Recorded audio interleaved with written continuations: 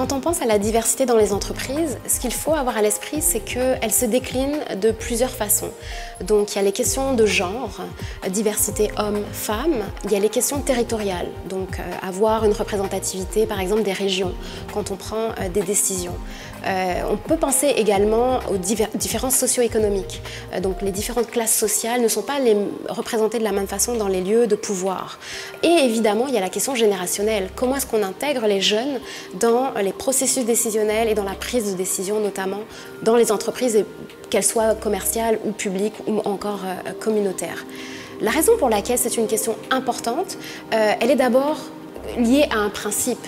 C'est qu'une société ne devrait pas exclure des acteurs de la prise de décision et de ses choix collectifs. Pourquoi accepter que des femmes, par exemple, ne soient jamais à la table de négociation? Pareil pour des jeunes, pareil pour des personnes de région ou de classes socio-économiques défavorisées.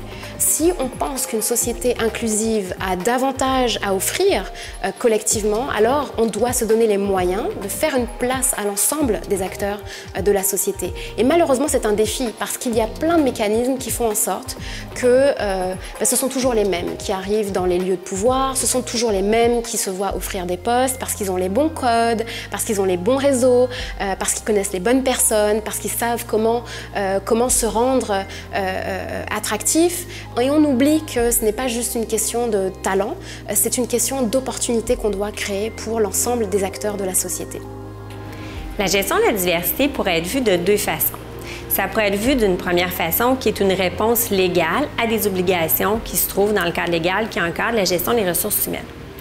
L'autre façon dont on peut voir la gestion de la diversité, c'est plus comme un processus, une mise en place de pratiques pour s'assurer qu'on a un milieu de travail qui est sain et qui est inclusif pour tous les employés, peu importe leurs caractéristiques. La gestion de la diversité, ce n'est pas une question qui est nouvelle. On en a toujours parlé. Par contre, ce qui est nouveau, c'est qu'on a une gamme de caractéristiques un petit peu plus étendue. Par exemple, avant, quand on parlait de diversité de la main-d'œuvre, on parlait principalement des caractéristiques comme l'âge, le genre, l'origine ethnique, la langue, par exemple, l'orientation sexuelle. Aujourd'hui, la gestion de la diversité, ça va plus loin. On parle aussi du statut d'emploi, on parle du statut matrimonial, on parle, par exemple, du niveau de scolarité, donc des éléments un peu plus professionnels qui viennent aussi montrer des caractéristiques individuelles différentes pour les employés. Quand on parle de la gestion de la diversité, c'est important de comprendre qu'il faut s'y attarder, il faut mettre en place des pratiques d'inclusion, des politiques qui vont permettre d'avoir une main-d'œuvre diversifiée qui va avoir l'occasion de pouvoir exploiter son plein potentiel. Mais il faut faire attention aussi. Les organisations qui vont réussir ne vont pas uniquement s'attarder à mettre en place des politiques et des pratiques, mais vont aussi s'assurer que le milieu de travail va être inclusif, c'est-à-dire qu'on va s'assurer que chaque employé va y trouver sa place et que ça va avoir des impacts positifs pour lui. Donc, au-delà de la pratique, il faut vivre la diversité en organisation. L'organisation du travail telle qu'on la connaît aujourd'hui, elle est basée sur des structures qui ont été développées il y a des décennies, quand on avait une très forte division sexuelle du travail, des hommes pourvoyeurs qui travaillaient à l'extérieur et des femmes qui s'occupaient de toute la question domestique et familiale. On se retrouve plusieurs décennies plus tard où on a les hommes et les femmes qui sont sur le marché du travail et qui, on l'espère de plus en plus, participent de façon équitable à la maison, mais l'organisation du travail n'a pas changé et bien sûr, les gens continuent d'avoir des enfants. Donc, on doit repenser ces structures-là pour faciliter l'articulation entre tous les espaces de vie.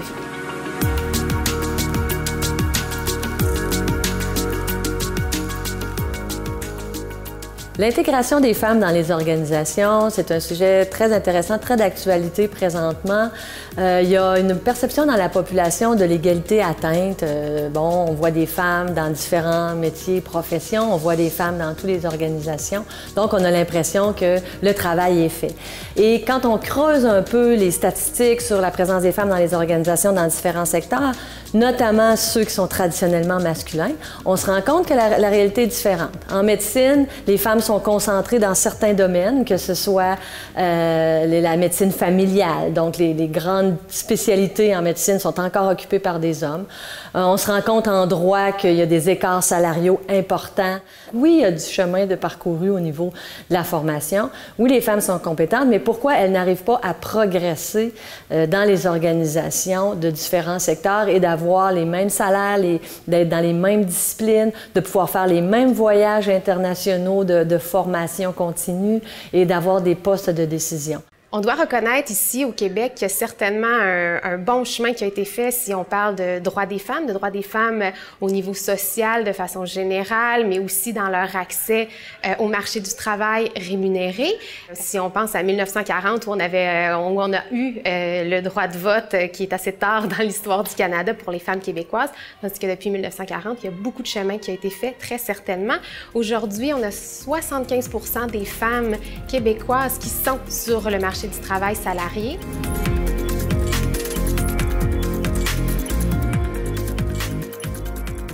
Au milieu des années 70, c'était 4 femmes sur 10 qui occupaient un emploi.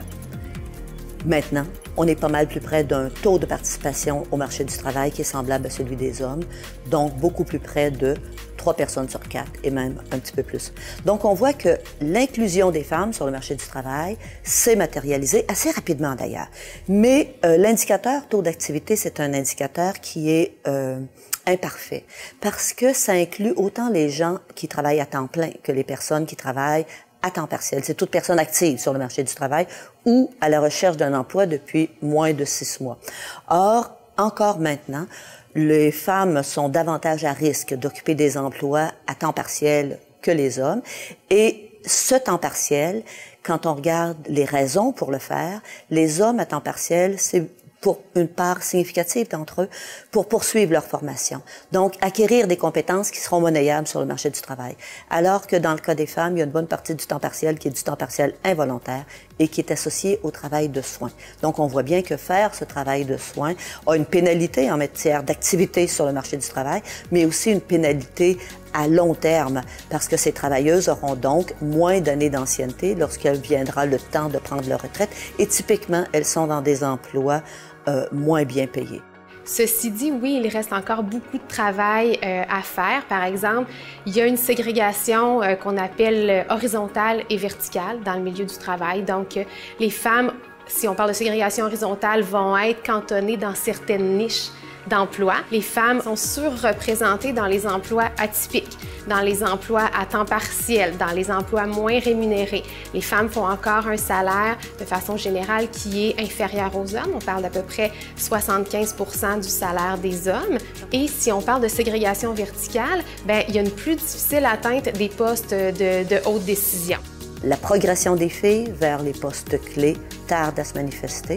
Présentement, c'est autour d'un tiers des postes de gestion qui sont occupés par les femmes, ce qui est nettement mieux que ce qu'on trouvait il y a 20 ans ou il y a 30 ans. Par contre, si on prend comme indicateur le fait que les filles sont majoritaires parmi les diplômés en sciences de l'administration depuis le début des années 90, et nous sommes donc près de 30 ans plus tard. Alors, quel temps faut-il typiquement pour gravir les échelons et atteindre les postes de niveau intermédiaire et les postes de niveau supérieur? Bien, de toute évidence, ça prend moins de temps aux hommes que ça en prend aux femmes parce que, encore maintenant, le taux de présence des femmes dans les postes de CEO au Canada, si on se fie aux données du Financial Post 500, est autour de 5%, stable depuis plus d'une dizaine d'années. Et pour ce qui est des équipes de direction, ce taux est en deçà de 20%. Donc, les filles ont progressé. Elles n'étaient pas là. On n'avait même pas cette conversation il y a 30 ans. Mais qu'elles soient maintenant en ces faibles proportions, ça montre le travail qui reste à faire.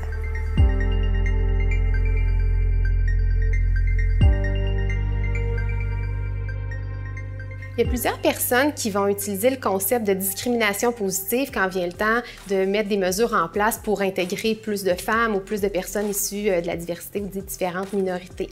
C'est vraiment pas un terme que moi je choisis d'utiliser de par sa connotation négative. Déjà, on parle de discrimination et c'est pas du tout ça qu'on cherche à faire. En fait, on cherche à rétablir les discriminations historiques. Donc, on va plutôt parler de mesures d'ajustement et d'un certain rattrapage historique. Donc, c'est quelque chose de positif et non de discriminant. On ne cherche pas non plus, parce que l'atteinte de l'égalité, ce n'est pas chercher à enlever à un groupe pour donner à un autre, c'est vraiment l'idée de rétablir pour que tout le monde ait à la fois une égalité de droit, mais aussi une égalité de fait. Mais il y a aussi le fait que quand on va parler de quotas ou de mesures là, vraiment spécifiques, faut les voir comme un moyen et non une fin en soi.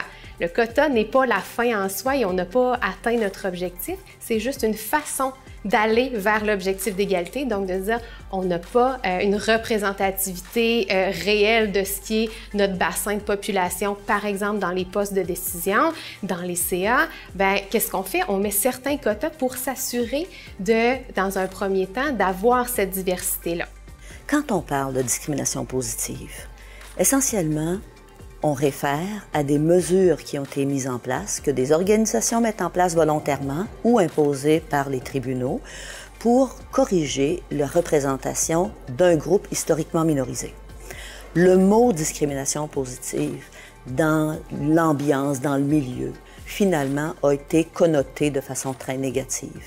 Les gens choisissent d'interpréter ça comme étant donner une béquille ou un avantage indu à des personnes qui appartiennent à un groupe historiquement discriminé, donc ils estiment que ces personnes ne sont pas passées au crible des mêmes critères que les autres, puisqu'ils présument que le terrain de jeu étant égal, cet avantage-là, il est illégitime.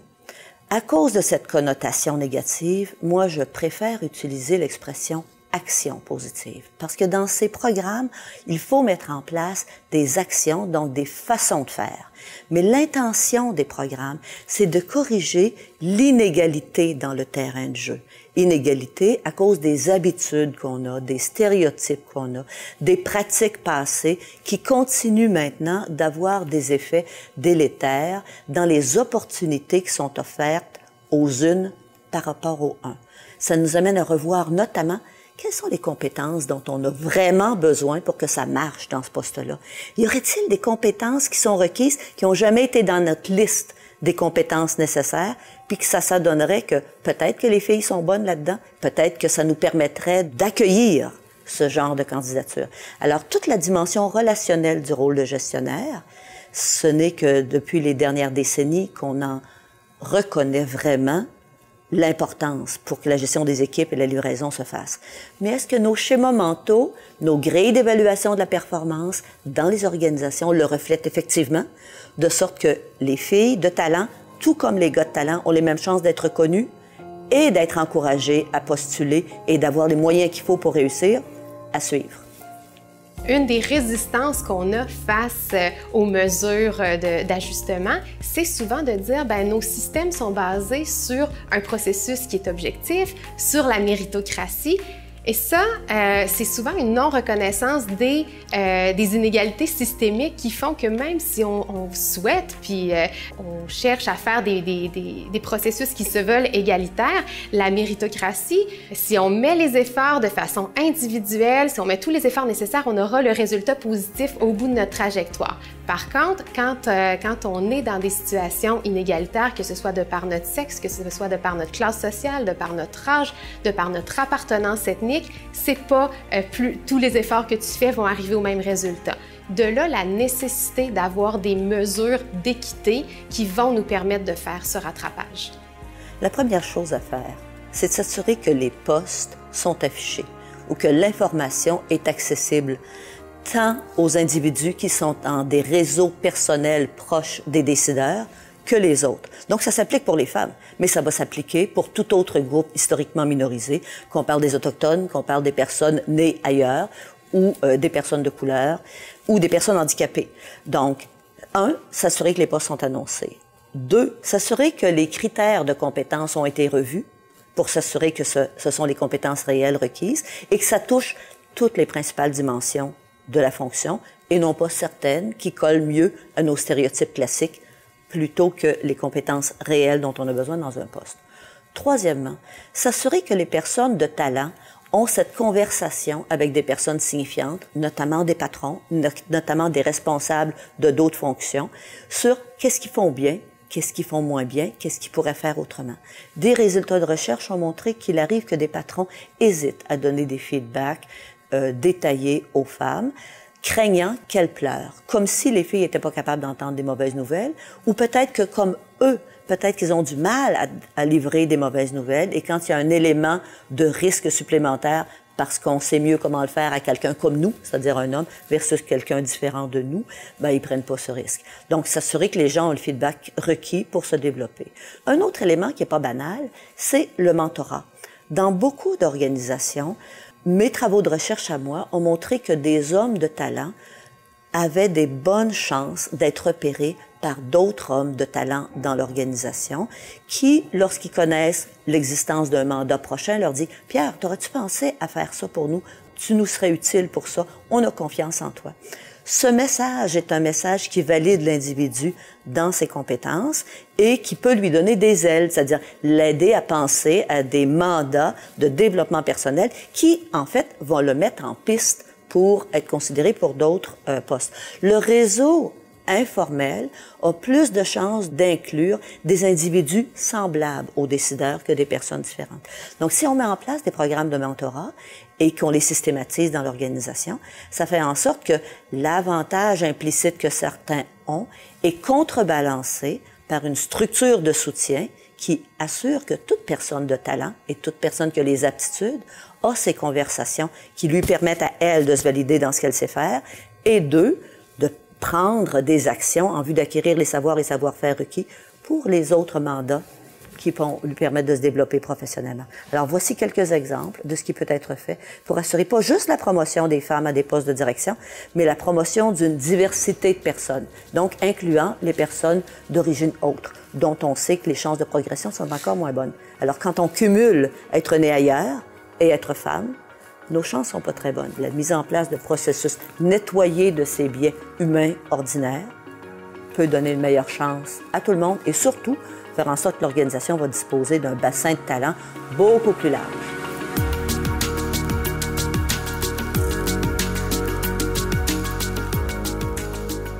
Je pense qu'il y a un autre élément sur lequel on doit absolument travailler au niveau plus large, mais très certainement dans les organisations, c'est la question du harcèlement et des violences à caractère sexuel. Il y a plusieurs problématiques à ce niveau-là dans tous les types d'organisations. Donc, travailler à l'effet d'avoir une tolérance zéro, mais d'avoir aussi une imputabilité, des procédures claires sur comment on agit et on sanctionne quand il y a des cas de harcèlement et de violence qui touchent fortement les femmes. Le concept d'intersectionnalité est né dans les années 90 aux États-Unis grâce aux travaux d'une chercheure afro-américaine qui s'est intéressée à la situation très difficile des femmes noires victimes de brutalité, de violence. Ce dont elle s'est rendue compte, c'est que ces femmes, on leur demandait, quand elles avaient le souhait de sensibiliser à leur cause, on leur demandait de choisir. Choisir entre la cause du racisme dont elles étaient victimes ou la cause du sexisme dont elles étaient victimes avec, par exemple, les femmes blanches. C'était un choix déchirant qu'elles n'avaient pas à faire. Et donc, la notion d'intersectionnalité vise à décrire la situation de personnes qui se situent à l'intersection de plusieurs formes de discrimination. On peut penser à un exemple que je dirais un peu extrême d'une femme noire qui serait en situation de handicap et qui aurait une identité sexuelle queer ou trans. Dans un cas comme celui-là, elle fait l'objet de plusieurs formes de discrimination. Mais elle n'a pas à choisir son camp puisque ces discriminations s'additionnent les unes aux autres. Ça crée des défis extrêmement complexes à la société qui doit répondre et créer des façons d'inclure l'ensemble des citoyens. Une fois qu'on comprend le concept d'intersectionnalité, ce que ça nous permet de voir, c'est que en tant qu'entreprise, en tant que gestionnaire, on doit avoir une attention, une sensibilité particulière à l'égard de certains groupes qui parfois sont carrément invisibles ou ont tendance à ne pas s'exprimer. Alors, ce qui est intéressant aussi avec la notion d'intersectionnalité, c'est que ça nous permet de penser toute la diversité des sociétés dans lesquelles on vit, et ça permet également aux individus de se rendre compte que leur situation n'est jamais singulière. on partage des difficultés ou des défis avec d'autres groupes de la société, même quand on a le sentiment qu'on en est très différent. Donc plutôt que de diviser la société, ça permet de créer des recoupements, des chevauchements pour trouver des solutions uniques, singulières à la situation de personnes particulièrement exclues.